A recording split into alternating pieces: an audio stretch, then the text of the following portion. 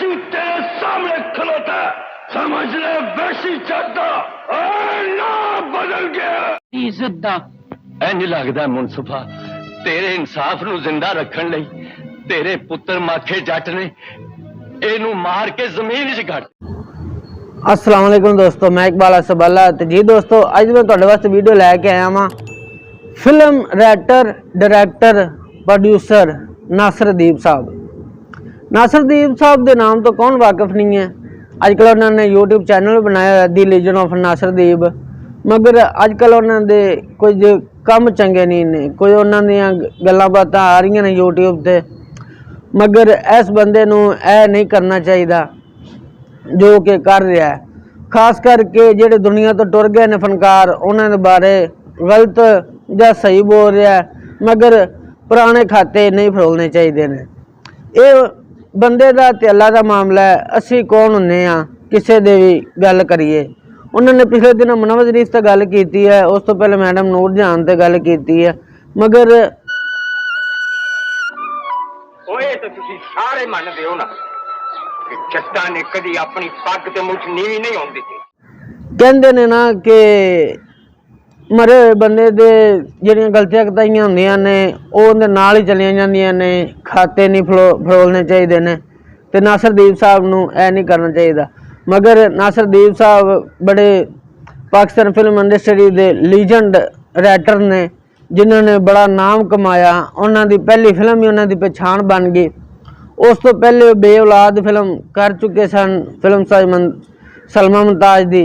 उनकी caste which Aurangzeb, Mumtaz, Iqbal Hasan सन।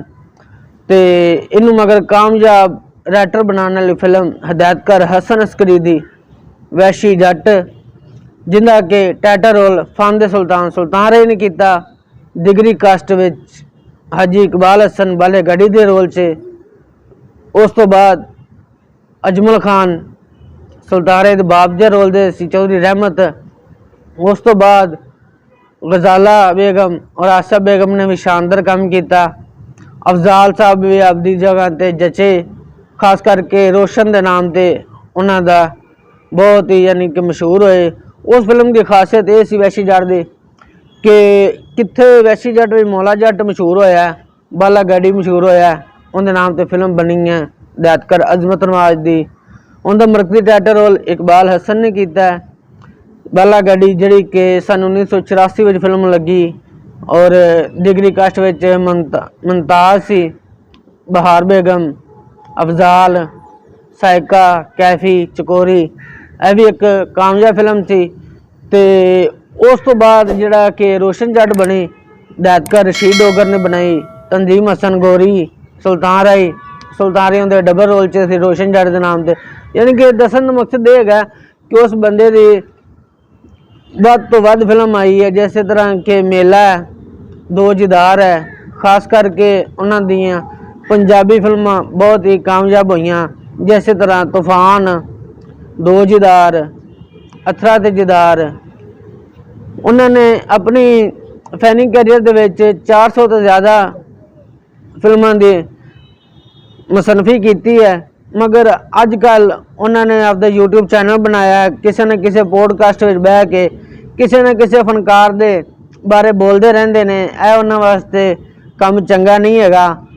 जैसे तरह पाकिस्तान फिल्म इंडस्ट्री दी वड्डियां वड्डियां हस्तियां तो गल कर रहे हैं, जैसे मलका तरन्नुम, नूर जहान, मनोज शरीफ साहब, इस तरह होर लोगों के कल नूं फिर यानी कि इकबाल हसन की भी गल करेंगे, सुल्तान रही की भी गल करेंगे। तो इस बंदे नूं जो हुण ना रोकिया गया तो पता नहीं आने वाले वक्त में किंदे किंदे खाते फोले। तो साड़ी तो दुआ है कि अल्लाह पाक इन्हों सलामत रखे, तो अल्लाह पाक इन्हों अगों से तौफीक देवे तो किसी के खाते ना खोले। तो जी दोस्तों, वीडियो कैसे लगी कमेंट बॉक्स में राय का इज़हार जरूर करना। दियो इजाज़त, किसी और वीडियो ना मिलेंगे। अल्लाह हाफिज़।